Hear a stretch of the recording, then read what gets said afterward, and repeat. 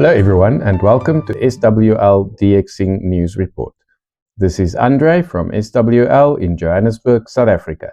I am recording this on the 4th of August 2025. If you are tuning in via Spotify or your favorite podcasting app, you will find the RSS feed link in the video description. If shortwave, medium wave, FM listening, radio news and DXing are your passions, you are in the right place. This month's headlines include the BBC World Service launching on medium wave on 1386 kHz from Lithuania. US users now need to pay for some BBC services. The VOA São Tomé antennas have been dismantled. Voice of Nigeria is planning to reactivate its rotating DRM shortwave antenna system. Radio Congo returns on 6115 kHz. Jamming and propaganda broadcasts between North Korea and South Korea have stopped. Radio Taiwan International has launched its French broadcasts directly from Tamsui to Europe for August, and more, including the monthly propagation forecast. Let's start with important news for long-wave listeners in the UK and beyond. After years of speculation, we finally have a confirmed shutdown date for BBC Radio 4 on 198 kHz longwave, unfortunately. Staff at Arqiva, the company that operates the transmitters, have been informed that longwave broadcasts will end on 26 September 2026. That's still more than a year away, but it marks the end of an era. For many decades, 198 kHz on longwave has been the home of BBC Radio 4, covering everything from test match specials to the shipping forecast to parliamentary debates. What remains unclear is the fate of the radio teleswitch service, which controls off-peak electric heating and hot water systems in the UK.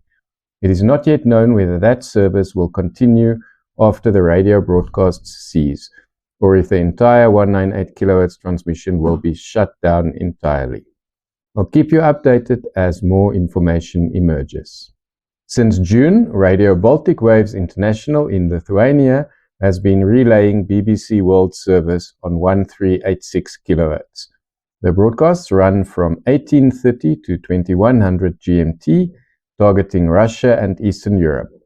This time slot used to be a Radio Free Europe, Radio Liberty frequency, but the RFE-RL transmissions ended following President Donald Trump's cuts to US international broadcasts earlier this year.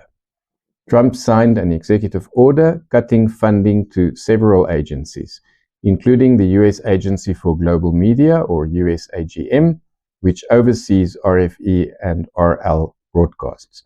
That led to legal action, and on July the 18th, a US district court ruled in favor of RFE-RL, ordering that the funds should be released. Interestingly, Radio Liberty is now set to return to medium wave broadcasting via Lithuania, just in another time slot. According to Radio Liberty itself, on their Russian language website svoboda.org, the station will resume transmissions on 1386 kHz from the 1st of August, broadcasting daily from 8:30 to 11:30 Moscow time. That's 0530 to 0830 UTC. This announcement comes after the station was forced to suspend its medium wave services in June 2025 due to budgetary constraints. Radio Liberty also remains available 24/7 online via the svoboda.org website, the Radio Liberty Live YouTube channel, and their main Telegram channel. Podcasts are also distributed on all the usual platforms. The BBC service I mentioned earlier will also continue. Bad news for BBC listeners in the US. The BBC has introduced a US paywall. On 26 June 2025, the BBC expanded their paid subscription model to US users of bbc.com. It costs $8.99 a month or $49.99 a year for unlimited access to news features, articles, and the BBC News live stream. Casual users still have access to some breaking news, radio streams, podcasts, and newsletters. Content such as ad-free documentaries, early release podcasts, and exclusive newsletters will roll out over time. This marks the first global paywall for news on BBC platforms outside the UK, reflecting funding pressures and plans to double overseas revenues by 2027-2028. The VOA São Tomé shortwave site has been dismantled. Satellite imagery from April 2025 confirms that the antennas at the former VOA São Tomé shortwave transmission site have been completely removed. That means there is no prospect of the site returning to transmission capability. It is a poignant moment for long-time DXers who used to log VOA signals from this tropical island relay. Future generations will not share this experience. Thanks to Liam in Colorado for sharing this news with me. Now on to some shortwave-specific news from around the world. Radio Taiwan International has started with its broadcasts in French to Europe and North Africa directly from Tamsui in Taiwan. These broadcasts go out every Friday, Saturday and Sunday and will continue for all of August. Frequencies confirmed for use are 15145 kHz from 1700 to 1730 UTC and 11995 kHz from 1730 to 1800 UTC. Something a bit more whimsical, there is a unique shortwave event you might want to tune into. Radio Love Warbler is currently running a series of special international broadcasts with digital music via the Wooferton transmitting station in the UK. These are being transmitted by Encompass Digital Media on the following dates and frequencies. On the 9th of August at 1900 UTC on 9500 kHz aimed at Southern and Southeastern Europe and the Middle East. On 23 August at 1900 UTC on 9500 kHz to Southeastern Europe and the Middle East. On 6 September at 1900 UTC on 9500 kHz to East Africa, and on 23 September at 1900 UTC on 9500 kHz to Southern Africa. These broadcasts are part of an artistic project featuring Hannah Tuliki, and they are being coordinated by Creative Folkestone. There is a link in the description to this podcast where you can read more about this project. So if you are curious about sound art on shortwave, something quite unique, then definitely give this a listen. Radio Dengê Gel went silent for a few weeks, but it has returned. It seems to be back on the air, and the Turkish jammer is also back. Radio Dengê Gel is a station that advocates for an independent Kurdistan, and it can usually be heard between 11510 and 11550 kHz. It frequently jumps frequencies to avoid the Turkish jammer, which is also present in the same frequency range, but the jammer is often off target. Dengê Gel disappeared off the airwaves for some weeks in July, but it seems to be back. There is interesting shortwave news from Africa. Radio Congo has returned to 6115 kHz. Listeners in Europe and myself in South Africa reported hearing Radio Congo on 6115 kHz with French and local language program. I heard it first on the 8th of July. In the following days, it was also heard elsewhere, including in Spain. Then the signal went quiet again for some weeks. It was heard again on 1 and 2 August in Spain and France, among other places. It seems to be quite sporadic, but it is a signal worth monitoring. This is an interesting location, coming as it is from Brazzaville in the Republic of Congo. Keep in mind there are two countries named Congo. This one is the Republic of Congo, with the capital city Brazzaville. The other Congo is the Democratic Republic of Congo, with Kinshasa as capital city. The DRC, the Democratic Republic of Congo, is the one that used to be known as Zaire. At the end of June, Voice of Nigeria announced plans to reactivate its rotating DRM shortwave transmitter, described as the largest in Africa. This initiative includes expanded programming in Mandarin, in Bahasa Indonesia, and in Portuguese. Voice of Nigeria also plans to recruit freelance reporters across African cities and produce culturally rich coverage, with an emphasis on peace and stability. This marks a strategic push to rebuild Nigeria's international broadcasting influence. Currently, Voice of Nigeria can be heard via internet streaming. The link is in the description of this podcast. As an aside, South Africa's shortwave service, Radio RSA, used to have many fans around the world, but it has not been heard on shortwave since 1992.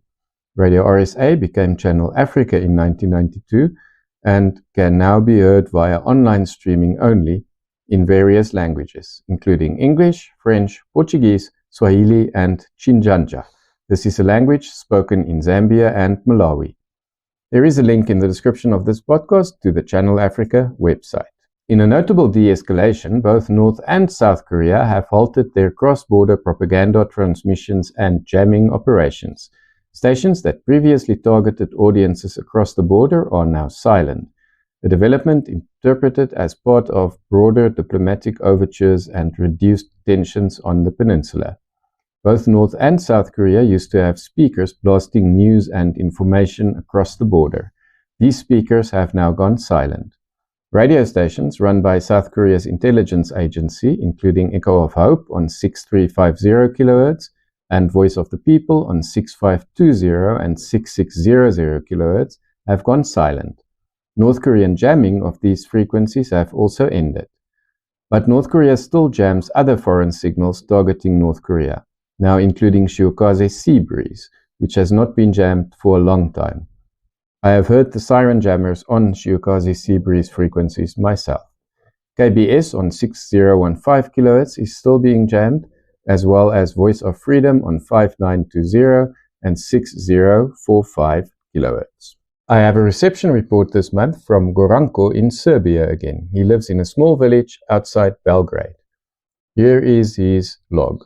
KBS World Radio in Korean on 9445 kHz at 0340 UTC on June the 29th. SIO 444. Radio Farda 9620 kHz at 0341 UTC on June the 29th. SIO 555. Radio Vatican in Tigrinya on 13830 and 15565 kHz at 1730 UTC on July the 2nd. SIO 555. Radio Vatican in Amharic on 13830 kHz at 1555 UTC on July the 10th.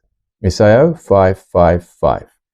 Akashvani in Persian on 15280 kHz at 0415 UTC on July the 17th. SIO 555. China Radio International in Romanian on 17620 kHz at 0915 UTC on July the 17th. SIO 444. CRI in Esperanto on 11650 kHz at 1740 UTC, also on July the 17th. SIO 555. Then on July the 22nd, WWCR University Network on 13845 kHz at 2345 UTC, SIO 555.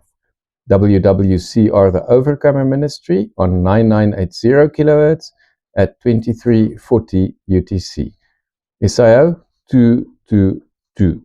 On July the 25th, Reach Beyond Australia in English on 15460 kHz at 1345 UTC, SIO 222. Voice of Korea in German on 9425 kHz at 1815 UTC on July the 26th, SIO 555. Voice of Turkey in English on 9750 kHz at 1800 UTC on July the 27th, this was, SIO 555. World Christian Radio in Russian on 9885 kHz at 1800 UTC on July the 28th, SIO 555. Radio Tamsui on 11650 kHz at 0415 UTC on July the 29th, SIO 444. Radio France International on 17660 kHz at 0900 UTC on July the 30th, SIO 555. China Radio International in Russian on 15335 kHz at 0900 UTC on July the 30th, SIO 555. And Voice of Turkey on 13635 kHz at 0900 UTC on July the 30th, 555. To end, as usual, the HF propagation forecast for the first weeks of August. The NOAA's Space Weather Prediction Center reports that solar activity is expected to remain at low levels throughout early August, with minimal risk of solar radiation storms. So you can expect good to excellent HF conditions on mid-bands, that is 15 meters to 19 meters, for much of early to mid-August. Around August the 7th to the 9th, there will be minor solar storms, with the K index jumping up to 5. But check the links in the description of this podcast for more detailed space weather forecasts with regular updates for the rest of the month. And that brings us to the end of episode 27 of the SWL DXing News Report. Thanks for joining me. If you've got radio news or a reception report to share, I'd love to hear from you. Please include your location, your radio model, the frequencies, and SINPO or SIO codes. You can reach me at andre9@duck.com. That is Alpha November Delta Romeo Echo, the number 9 at duck.com. Thanks for listening, and until next time, happy Andre DXing. the man from a land so wide.